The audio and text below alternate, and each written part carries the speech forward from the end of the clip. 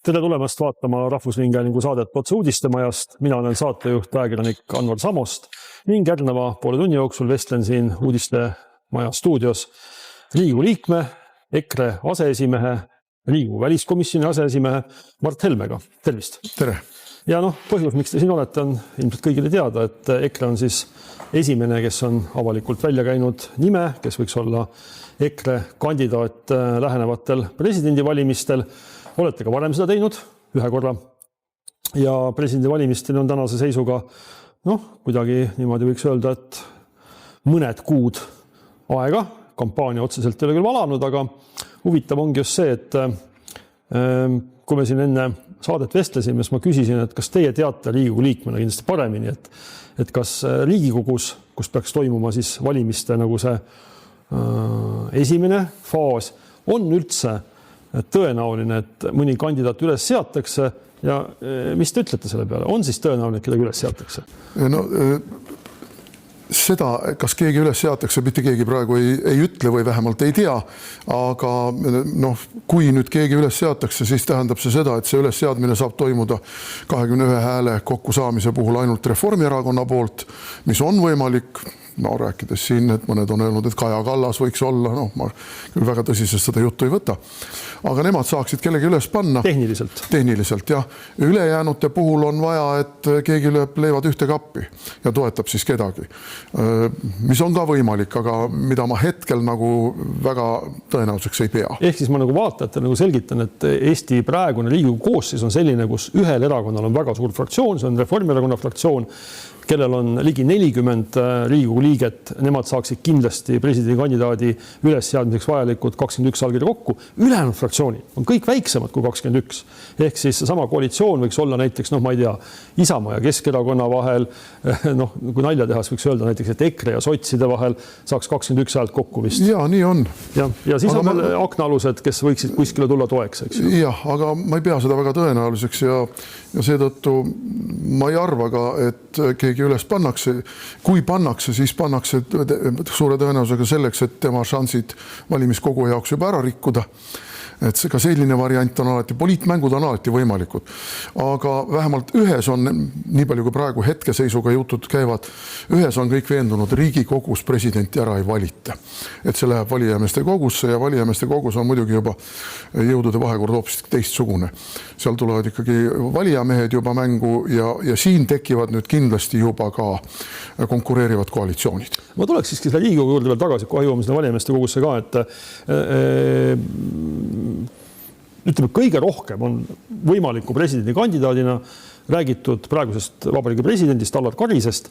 On kaks erakonda, kes on ju tegelikult ametlikult teatanud, et nad toetavad Alar Karise jätkamist presidendina, need on Isamaa ja Keskerakond. Nemad ju ka tegelikult ei sea Alar Karist tõenäoliselt Riigikogus üles, kuna see oleks nagu taktikaliselt vale samm, eks? No, see sõltub ka sellest, mis Karis ise ütleb. Et Karis ei ole ju ka nüüd päris niimoodi nagu mingisugune mantel, et tõstad ühest varnast teise. Et ta on ikkagi peab oma nõusoleku andma ja nii palju kui mina olen aru saanud, Karis on ooteseisundis ja laseb ennast üles panna ainult sel juhul, kui ta tõepoolest on 100% veendunust ei saa kunagi olla, aga enam-vähem 100% ligidal veendunud, et ära valittakse, et ta läbi põruma ei lähe.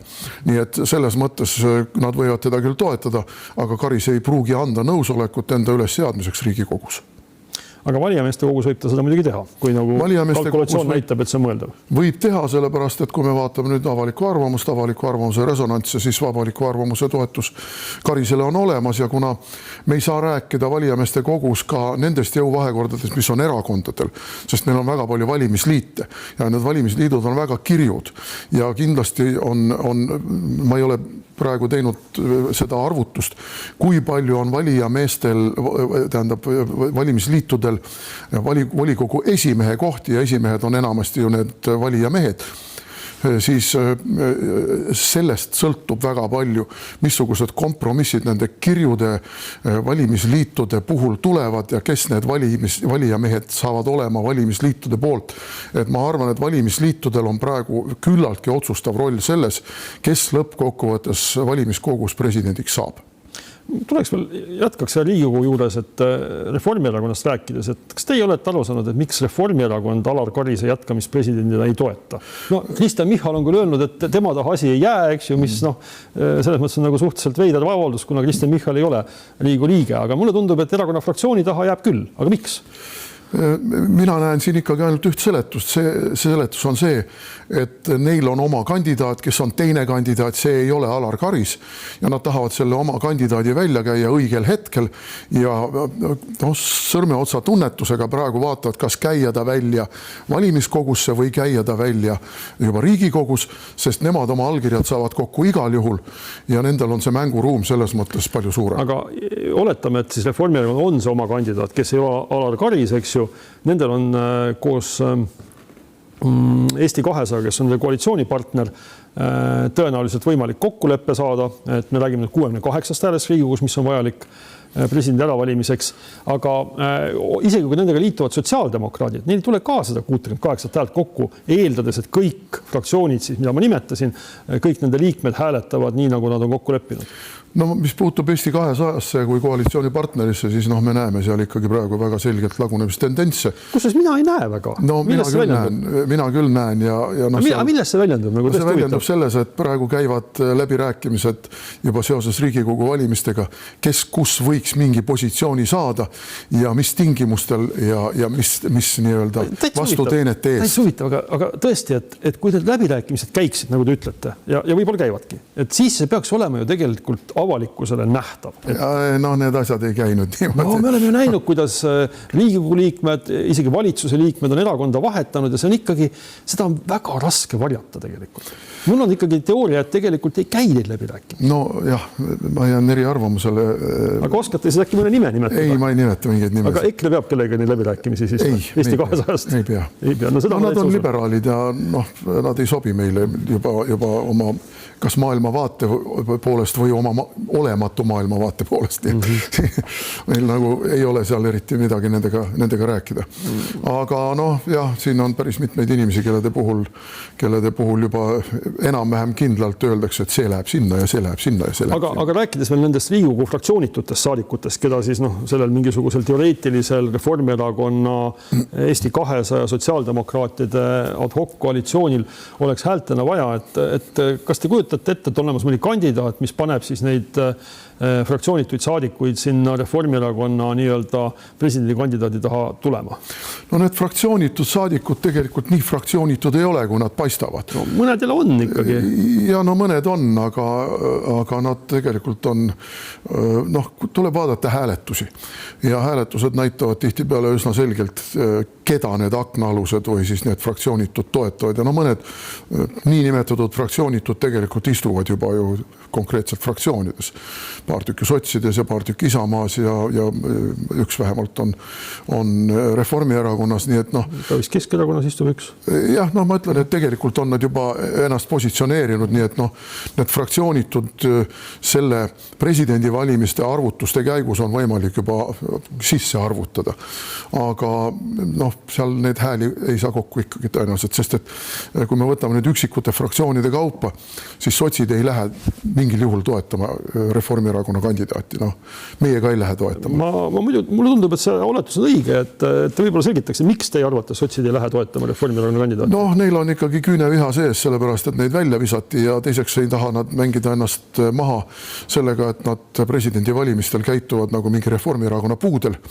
Neil on ikkagi põhieesmärk Riigikogu valimised vähem kui aasta pärast ja selles mõttes erakonnad teevad ikkagi oma kalkulatsioone praegu mitte lähtuvalt presidendivalimistest, vaid lähtuvalt järgnevatest Riigikogu valimistest. Eks teiegi kandideerite või olete plaaninud kandideerida presidendiks eelkõige sellepärast, et oma erakonnale Riigikogu valimistel nii-öelda mainet ja kuvandit nagu ma ütlesin ka esimeses stuudios, ega see mööda külgi maha ei jookse, aga meie eesmärk minu kandidatuuri ülesseadmisega on ikkagi näidata, et on üks erakond, on üks kandidaat, kes ei ole kartelli erakond, kartelli kandidaat ja me tahame kogu oma kampaania üles ehitada sellele, et juhtida tähelepanu, et kokkuleppe määratud presidendi asemel peab Eesti minema üle presidendi otsevalimisteni ja rahva poolt valitud president saab tõepoolest mandaadi, et ta on tasakaalustav jõud, et ta on kõrgemal seisev jõud, et ta on tõepoolest riigipea ja me tahame oma kampaania üles ehitada just nimelt sellele, et juhtida tähelepanu, et meie ei toeta presidendi määramise korda, nagu see Eestis seni on olnud. Vaadake, kui raske on määrata. Vaadake, kui raske on määrata. Jaa, aga lõppkokkuvõttes määratakse ikka ära. Kersti Kaljulaid ka määrati ära lõpuks. Kas te arvate, et need omavalitsustest tulevad valijamehed on kõik kuskil Reformierakonna taskus või? Ei arva. No, kui nad oleks nii taskus kellelgi, siis aga siis ei ole määramist ju. No ikkagi on. No, sellepärast, et... mina ega teie ei oska ennustada, kes presidendiks saab. Mis määramine see selline on? No hetkel ei oska. No see on ikka väga vilets määramine. Määramine seisneb sellest, kes kandidaatideks üles seatakse. Aga te ise räägite, kuidas Reformierakond ei suuda kandidaati Riigus üles seada, kuna neil puudub kindlus oma nagu tulemuslikkus osas. Kandidaat, keda praegu otsitakse ja kombitakse ja avalikkusele tutvustatakse ja reaktsioon kontrollitakse, tulevad lõppkokkuvõttes kõik peavoolule ja kartellile sobivad. Ja see on niisugune demokraatia mängimine.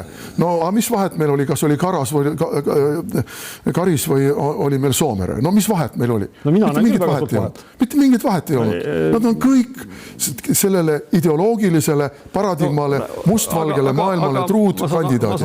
Ma saan aru teist, aga selgitage siis vaatajale, et mismoodi siis Alar Karis on praegune, nagu te ütlete, siis koalitsiooni või selle kartelli siis nii-öelda, mis iganes seal kartellis siis on, et ma oletan, et Reformierakond on see kindlasti, eks ju. No kartell on kõik need peavalu erakonnad. No, aga vaadake, Isamaa ja Reformierakond ei salli üksteist silma otsaski ja vaevalt, et nad isegi koalitsiooni teevad. Aga vaatame jälle hääletusi. Ei hääleta ju koos. Mismoodi koos mida on Isamaa öelnud? Kas ta tühistab kooseluseadus? Ei tühista. Kas ta tühistab veel mingisuguseid muid seadusi?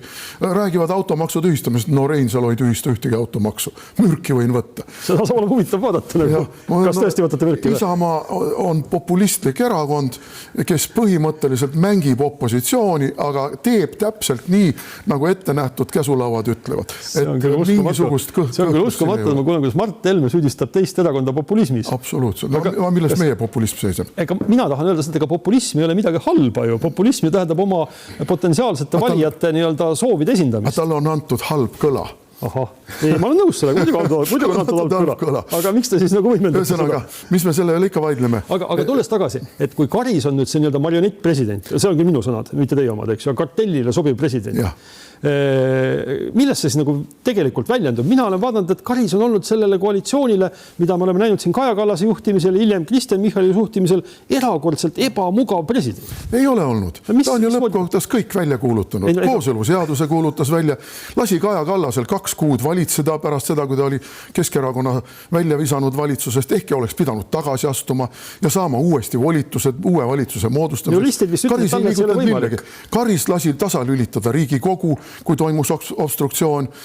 Karis on kõik, ka kõige kahtlasemalt põhiseadust riivavad või põhiseadust rikkuvad asjad välja kuulutanud. Ta on olnud väga sõnakuulelik ja nüüd on tüli tekkinud sellepärast, et ta on mõned väljaütlemised teinud, mis just nagu meie välispoliitilise mustvalge joonega 100% ei klapi.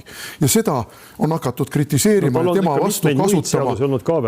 tema vastu on hakatud seda kasutama selleks, et teda mängust välja puksida, et tuua mängu Reformierakonna poolt, aga võib-olla veel kellegi teise poolt ka, neile sobivamad kandidaadid või neile sisemiselt kokku lepitud kandidaadid. Mul on lihtsalt kontrolli küsimus, et kui nüüd juhtub selline asi, et Alar Karis siiski otsustab kandideerida ja osutubki presidendiks valituks teiseks ametiajaks ilma Reformierakonna häälteta, et kas ta siis on jätkuvalt selle nii-öelda kartelli president? Muidugi. Kes seal kartellis siis on? Kartellis on kõik erakonnad peale EKRE. Kõik erakonnad peale EKRE. Teie elu on ikka raske. See on karmilt öeldud, aga nii on. Rääkides nendest teistest erakondadest peale EKRE, et seal on ju niimoodi praegu, et valitsuserakonnad, Eesti 200, nende toetus on seal kuskil 1-2% tuuris, eks ju, siis on Reformierakond, olenevalt küsitlustest seal 12-15% vahel, nende toetus on väga madal. Siis on meil 2 erakonda, kes on populaarsed, opositsioonierakonnad, Isamaa ja Keskerakond, ja siis on sotsiaaldemokraadid ja EKRE, kelle toetus on seal kuskil nende kahe grupi vahepeal, noh, kui nüüd võib-olla öeldes pigem rohkem ikkagi sinna Reformierakonna suunas, et seal kuskil, noh, ma ei tea, 13 ja 16% vahel on ju niimoodi, eks ju. Mida te olete siis valesti teinud, et te olete nii muidu põhimõttelised ja rahvale meeldite, aga rahva toetust ei ole? No ma ei saa öelda, et rahva toetust ei ole. On vähene, ütleme siis niimoodi, võrreldes näiteks Keskerakonnaga. Aga ma ütleks selle kohta, et aga kui mitu aastat võimles Isamaa meil mingi 5-6-7% peal? Aastaid, noh, aga nüüd on nad 25%. Need poliitika on dünaamiline. Meie olime üle 20. Mida te siis praegu võiksite teistmoodi teha? Alles kuskil 3-4 kuud tagasi oli Keskerakond mingi, kui toimus ka neil see lõhenemine, Ratas ja kompanii ära läksid, noh, või pool aastat tagasi umbes või millal see oli. Olid nad ka mingisuguse 7, 8, 9%, siis hakkasid vaikselt üles ronima. Et ma ei võta seda kõike nüüd nii traagiliselt, poliitikas käivadki kaalud üles alla. Me ei ole hetkel selline fookuses olnud erakond ja muidugi meedia on omalt poolt ka vahepeal ju teinud oma parima, et meid maha vaikida. Vahepeal ei olnud absoluutselt nagu fookuses, meist ei räägitud üldse. Nüüd viimasel ajal me oleme rohkem jälle fookusse tõusnud ja kohe on näha, et sellel on resultaat ja see reiting tõuseb. Aga ma ei vaata neid reitinguid kullipilguga, sellepärast, et me ikkagi oleme näinud ka seda, et need reitingud võivad käia väga lühikese intervalliga küll üles, küll alla. Ja sõltub sellest, kas meile jälle mingi Prigožini skandaal enne valimisi tehakse või kellelegi teisele tehakse. No kujutame ette, et näiteks Reformierakonnale tõmmatakse kaela mingi korruptsiooniskandaal. Selge see, et nad kukuvad nagu kivi. Kas ma nüüd praegu kuulsin õigesti, et ennustate, et Eesti meedia tõmbab enne valimisi Reformierakonnale kaela selleks, et nende reitingut mõjutada ja valimistulemust mingi korruptsiooniskandaali? Ma ei mõelnud, et Eesti meedia tõmbab. Ma mõtlesin, et ikkagi õiguskaitseorganid tõmbab. Süvariik. No süvariik jah, võime ka nii nimetada, aga võib-olla see süvariik istub hoopiski mitte meil siin kuskil Toompuiste 3, vaid on üle ookeani, kus öeldakse, saadetakse meie süvariigile, et vaadake, mis Ameerika Ühendriikidest. Ameerika Ühendriikidest. No muidugi, kas te arvate, et nad ei tea, mis meil siin toimub? Ameerika Ühendriigid hakkavad tegelema Eesti sisepoliitikaga. Nad tegelevad kõikide riikide sisepoliitikaga, mitte ainult Eesti sisepoliitikaga. Sest nad on globaalne suur jõud ja me oleme piiriäärne riik ja pakume neile. Lähevad ja seekord sekkuvad siis nagu Reformierakonna vastu. Ma ei ennusta seda, ma lihtsalt spekuleerin. Aga tuleme sinna EKRE-le veel korra, et minul kõrvalt vaadates on jäänud selline, te teete kõva tööd valijatega, ausalt öeldes ükski teine erakond Eestis minu meelest nii süsteemselt oma valijatega ei tegele, et see sama tuur, mis teil nüüd oli mööda erinevaid kultuurimajasid ja rahvamajasid ja mis iganes suured saalid need olid, et jättis väga, väga kõva mulje teile rahvast kõvasti ilmselt, eks ju. Aga sinna tulid kohale ilmselt inimesed, kes nii või teisiti EKRE poolt hääletavad. Mitte ainult. Paaris kohas olid tulnud ka, ma ei tea, kas nad olid provokaatorid või aga nemad ei hääleta EKRE poolt, eks ju. Ja, aga suur osa inimesi, ma mõtleks niimoodi, et publik oli enam-vähem 50-50. Et umbes pooled olid meie toetajad ja ka meie liikmed loomulikult, aga umbes pooled olid ikkagi need inimesed, kes olid tulnud kas uudishimust või ma ei oska öelda, rahulolematusest. Aus on öelda, et ega kui mõni teine erakond teeks kuskil suures kultuurimaja saalis oma ürituse, sinna ei tuleks sadu inimesi kohale. Ma olen täitsa kindel selles. Jah, aga nüüd on see aga koht, et need inimesed tõesti, minu oletus poliitikat vaatlev inimesel on see, et need inimesed hääletavad EKRE-t nii või teisiti. Teie mure on see, et nende inimeste kõrvale ei ole nagu kedagi võtta, et te olete kaotanud tõenäoliselt viimase aasta jooksul valijaid Isamaale, te olete kaotanud valijaid Keskerakonnale, eks ju, kes on teiega koos opositsioonis, need on põhimõtteliselt samasugused võimalused. Et miks see on juhtunud niimoodi? Aga võib-olla sellepärast, et meil ei olnud mingil hetkel teatud uudsust ja kindlasti tegi meile väga palju kahju ikkagi see erakonna lõhenemine. Aga see erakonna lõhenemine tänaseks on sellest ligi 2 aastat möödas ja vaadake, mis sest uuest erakonnast on saanud, neid sisuliselt peaaegu pole olemas. Ja, aga see ei tähenda seda, et ikkagi mingid retsidiivid on ja inimestes teatud pettumus kindlasti tekkis, et nad ka seal kisklevad omavahel. Et me seda täpselt ei oska öelda, kui pikaajalist ja kui püsivat mõju see avaldas, aga igatahes oma mõjud on avaldanud, see on päris selge. Aga mis puutub sellesse, et on läinud Isamaa ja Keskerakonna taha, rahu. nad jõuavad pettuda. Nad jõuavad pettuda sellepärast, et me vaatame Tallinnas, muutus algab Haaberstist. No mis muutust on? Ma elan poolest saadik Läänemaal ja poolest saadik Haaberstis. Mis muutus on Haaberstis toimunud? Teile käivad suured teetööd seal Paldiski maanteel. Palun väga, 1,5 aastat panete kinni hipodroomi ristmiku. Mis muutus paremuse suunas see on? Kusjuures halvemaks teevad, kitsamaks teevad, ühe sõiduraja võtavad ära, mingid lollakad jalgrattarajad teevad. Me loome kaasaegse linnaruumi, haige jutt lihtsalt. Aga rääkides presidendivalimistest, siis need samad Isamaa ja Keskerakond olid ju need erakonnad, kelle käest te arvasite, et äkki valimeeste kogus saate need puuduolevad allkirjad. Jaa, sellepärast, et ma ei ole nii öelnud, et nende käest. Ma ütleksin, et ma rääkisin pikalt muide valimisliitudest. Varasemates intervjuus aga kindlasti me teeme koostööd. Miks peaksid, tõesti nagu jälle kõrvalt vaadates ma imestan selle jutu üle, miks peaksid Isamaa ja Keskerakond tulema teile mingisugused allkirja andma? Te olete nende kõige suurem konkurent, nagu nemad on teie kõige suuremad konkurendid. Sellepärast, et neil ei ole endale head kandidaati välja panna. Väga lihtne. Aga kui nende kandidaat on Alar Karis näiteks? No jah, Alar Karis ei ole minuga võrreldav konkurent. No ma jääksin siin tema on ju olemasolev president. Ta on olemasolev president. Olemasolevad presidendid on väga tihti kaotanud. Eestis mitte nii väga tihti. Me läheme väga libedale teele praegu. Te püüate mulle selgeks teha praegu seda, et ma ei tohiks nagu Keskerakonda ja Isamaad kritiseerida. Ma kritiseerin neid. Te kritiseerite neid, aga samas lähete üle sääri küsima. Sest te küsite minu käest samal ajal, et miks on meie valijad läinud nende taha. No, aga ma küsingi, miks on läinud? Sellepärast, et nad on läinud nende taha uskudes teatud propagandat, uskudes seda, et siit võib tulla mingi muutus. Aga nad näevad ju, et muutust ei tule. Ja muutust ei tulegi, sest nad on kartellierakonnad. Ma küsin siis teistmoodi, ilmselt vastate seda sama, ma küsin, et samas jälle, kui vaadata nagu siin paari aastakümne lõikes Riigikogu, kus on alati olnud koalitsioon ja opositsioon, siis me oleme näinud olukorda, kus koalitsioon on olnud üsna lõhenenud. Et koalitsioon omavahel pole läbi saanud, lõpuks on lagunenud, eks ju, aga opositsioon on ikkagi väga tihti nagu pigem siiski enam-vähem koos tegutsenud. Nüüd juba mitmendat aastat ja võib-olla isegi mitmendat koosseisu me näeme sellist olukorda, kus opositsioon omavahel koostööd ikka üldse ei tee. Et te ei tee ju tegelikult Riigikogus mitte mingit erilist koostööd, kui jätta välja siis ükskord aastas Riigikogu juhatuse valimised, ei Keskerakonna ega Isamaaga. Ei, no päris nii ei ole, me ikka teeme koostööd küll. Olete mõne eelnõu koos teinud äkki? Mul ei meenu praegu. Võib-olla oleme teinud, aga koostööd selles, et me oleme tihti peale kõik 4 opositsioonierakonda andnud sisse kas tagasilükkamise või katkestamise ettepaneku väga sarnaselt. Väga taktikaliselt alati. Nii et me ikkagi teatud konsultatsioonide koostöö on, aga ei maksa nüüd teha illusioone. Kõik kisuvad ju tekki enda peale. Mida lähemale jõuavad Riigikogu valimised, seda rohkem seda tekki enda peale kistakse, aga see on lihtsalt paratamatu, nii on. Aga mis need Riigikogu valimiste teemad siis saavad olema, et kui EKRE-st alustada, et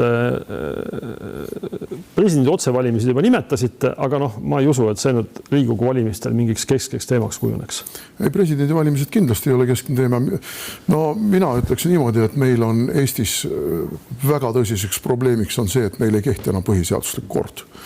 Meil põhiseaduslikust korrast sõidetakse lihtsalt üle, küll põhiseaduse kommenteeritud väljaannetele viidates, küll nagu riigi kohus obstruktsiooni ja opositsiooni maha surus tegelikult põhiseadust rikkudes ja see rikkumine on jätkuv, permanentne ja kui me vaatame, et meil ei ole enam tõsist võimude lahusust, kas või näiteks kaporatuuri näite puhul siin ei ole võimude lahusust, võimude lahusus on puudulik, ärme ütleme, et teda üldse ei ole, ta on puudulik. Parlament on tasalülitatud, et need on nii tõsised probleemid, selle sama Kersti Krahti teemaga, kus ma olin lausa üllatunud, et eile Aktuaalses Kaameras vist isegi üle 10 minuti käsitleti seda teemat ja kogu seda temaatikat ja olid kommentaarid ühelt, teiselt, kolmandalt inimeselt. Et see on ju väga tõsine signaal, et meil on vaja taastada põhiseaduslik kord, kontroll jõustruktuuride üle ja võimude lahusus. Ja ma julgen väita, et me teeme omalt poolt parima, et need teemad oleksid fookuses, pluss loomulikult huvitab inimesi majanduslik toimetulek.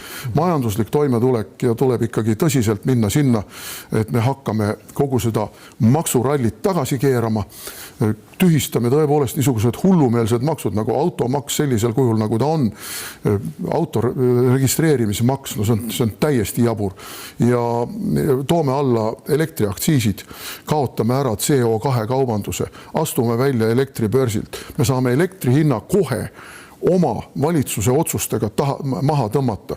Ja need on need teemad, millega tuleb tegeleda. Pluss, kui me räägime toidujulgeolekust, hakkame läbi vaatama kõiki need eurodirektiive, mis ei lase inimestel oma kasvatatud toitu käidelda ja sellega tagada see, et kui meil tõesti on tõsine kriis või sõjaline kriis, siis meil on tühi maa. Meil ei ole tegelikult mitte mingit oma iseseisvat toidutootmisvõimekust ja tugipunkte meie üksustele, meie, ma ei tea, sissidele, kellele iganes.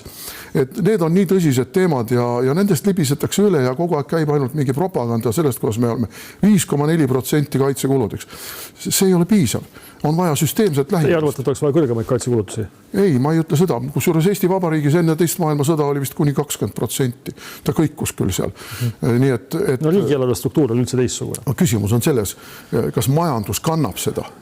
Kas majandus kannab seda? Kas inimeste toimetulek kannab seda? Kas need ühiskondlikud teenused, mida valitsus annab, haridus, tervishoid ja nii edasi, kas see kannatab välja selle kõige, et me kulutame nii palju kaitsekuludele? Et siin peab ikka mingi tasakaalupunkt tulema. Et ma kujutan ette, et majanduslik toimetulek ja riigi õiguslikud küsimused saavad olema nende valimiste põhiteemad. No see on väga sarnane tõenäoliselt sellega, millega tulevad välja teie kaaslased opositsioonist Keskerakond ja Isamaa. No, eks me siis leiamegi koostööpunktid. Mis te arvate, milliste programmiliste seisukohtade või lubadustega tuleb välja Reformierakond? Ma Eesti 200 võib-olla ei hakkaksin üldse nimetama. No Eesti 200-st ei ole põhjust eriti rääkida. Aga rääkige Reformierakonnast. Aga Reformierakond tuleb ikka seda sama oma julgeoleku trummi. Ega neil muud üle ei jää. Nad on muidugi väga kehvas olukorras, kui näiteks Ukraina sõda peaks enne seda lõppema. Muide, selles kohas ma küsiks teie käest, et kas te ise ei ole mitte selles julgeoleku küsimuses nagu kehvas olukorras, et ma olen vaadanud, et selline muster kordub, et iga kord, kui EKRE-l hakkab tekkima nagu mingi lootus valimistel hea tulemus saada, siis tuleb teie erakonnast keegi, näiteks Martin Helme, ja ma tean, et Varro Vooglaid ei ole EKRE liige, aga teda käsitletakse kui teie inimest, eks ju, või Varro Vooglaid ja siis ütlevad midagi sellist, mis tavalises Eesti valijas, kes on mures Eesti julgeoleku pärast ja Venemaa pärast, tekitab tunde, et muidu on nagu võib-olla valitavad, aga kuna nende suhtumine Venemaasse on kuidagi kahtlane, siis ma ei vali neid. Ei, meie suhtumine Venemaasse ei ole kahtlane, meie suhtumine Venemaasse on realistlik. Kes peaks olema Eestis see inimene, kes usub, et madu on vahetanud nahka ja muutunud rästikust nastikuks? No ei, sellist inimest Eestis ikka normaalselt ei ole. Et madu vahetab nahka, jääb maoks. See on Venemaa puhul, ma mäletan üks Siberist läbi käinud inimene ütles mulle, kui ma olin alles päris poisikene, et Venemaaga on väga selge. Madu vahetab nahka, aga jääb maoks. Et küsimus on selles, et kas me peame Ukraina abistamiseks ennast ise täielikult laostama. Ja see on see kriitika meil olnud. Mitte see, et me ütleme, et Ukrainat ei pea abistama või et me toetame Ukraina sõjas Venemaad. Me ei ole kunagi toetanud Venemaad, aga me ütleme, et me ei saa ennast laostada. Samas Ukraina abistamine selles sõjas nõrgestab Venemaad. Meie ei saa ennast laostada, me ei saa anda ära kõik oma relvi, laskemoona, maksustada oma rahvast surnuks selleks, et Ukraina saaks sõda pidada. Ükskõik, kui suur on Eesti panus, võime 100% kõik ära anda. See ei vii Ukrainat võidule. Ukraina viib võidule ikka kollektiivse lääne kollektiivne abi. Aga Eesti on oma poolt teinud ju rohkem, kui meil jõukohane on. Ja see on meie kriitika. Me ei saa oma rahva arvel pidada Venemaaga lõputut sõda. Kuulge, mul on üks küsimus teile veel lõpuks, kui endisele Moskva suursaadikul inimesele, kes tõenäoliselt Venemaad päris hästi tunneb, et olete siin viimase nädala jooksul äkki ka tajunud mingit muutust Venemaal, et seal toimub midagi, millest minul, ma jälgin ka Venemaad päris teraselt, on raske aru saada, et seal oleks justkui nagu mingisugune hoopis teine toon tekkinud enne seda 9. maid ja pärast neid suuri kaotusi, mida Venemaa on oma nafta infrastruktuuri osas kandnud. Need kaotused ei ole nii suured, kui meil propaganda näitab, aga muidugi jah, nad teevad Venemaal haiget, tõsiselt teevad haiget. Aga mingi muutus on olemas. Ja muutus on selles, et Venemaal on tekkinud tõsine rahulolematus. See sõda on kestnud kauem kui suur Isamaa sõda ja kaotused on ikkagi märkimisväärsed ja oligarhid, majandusringkonnad on muutunud rahulolematuks, sellepärast et nad ei saa enam teha äri. Sisuliselt nüüd hakkavad mõjuma sanktsioonid selles tähenduses, et ei saa äri teha lääne firmadega nii, nagu nad olid harjunud enne sõda või isegi sõja esimesel perioodil. Ja rahulolematus on ka Kremli poolt allapoole. Kreml ei ole rahul sõjaväelastega, sõjaväelased ei ole rahul Kremliga. Et seal on tekkinud väga tõsine selline nihelemine. See nihelemine, mina ei usu seda, et Putin praegu maha võetakse või maha lastakse või mis iganes taolist. Ma arvan, et seni kuni sõda kestab, nad hambad ristis hoiavad seda režiimi praegu püsti. Aga niipea, kui see sõda lõpeb, toimub tõenäoliselt Venemaal teatud võimuvahetus ja praegu tegeletaksegi sõjajärgse uue võimu tasakaalupunkti otsimisega, et mitte Venemaa kaosesse ei satuks, nii nagu pärast Nõukogude Liidu lagunemist ja see ongi see muutus. Et selles mõttes ma arvan, et Anvar Samost on tunnetanud täiesti õigesti. Suur tänu, Mart Helme, EKRE aseesimees, Riigikogu liige, võimalik, et ka tulevane presidendikandidaat. Mina olen saatejuht Anvar Samost. Järgmine otse uudistemajast järgmisel kolmapäeval, siis juba uue saatejuhi ja uue saatekülalisega. Seniks kõike head.